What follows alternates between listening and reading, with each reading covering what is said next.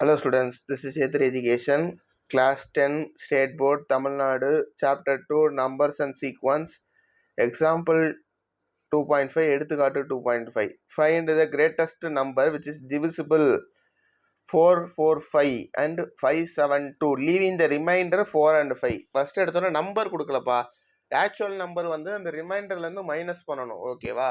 Therefore, the number should be, பாருங்களேன், 445 இருந்து 4 கழிச்சா எவ்வளோப்பா? 441. அதே மாதிரி 572 மைனஸ் 5 விச் இஸ் 567. ஓகேவா? இப்போ இதில் வந்து கிரேட்டஸ்ட் நம்பர் கண்டுபிடிக்க சொன்னாலும் HCF ஹையஸ்ட் காமன் ஃபேக்டர் கண்டுபிடிக்க சொன்னாலும் ஒன்று தான்ப்பா.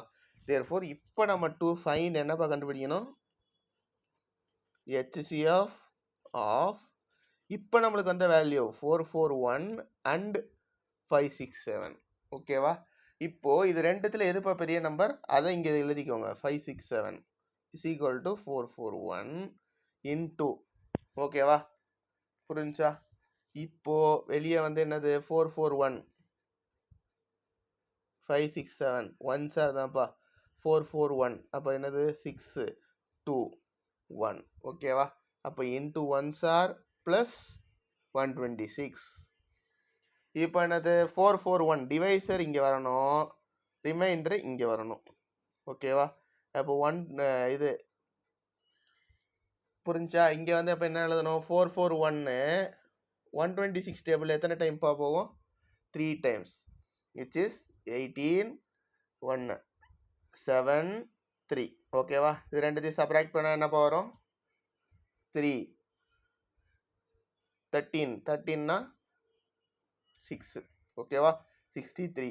therefore 3 plus 63.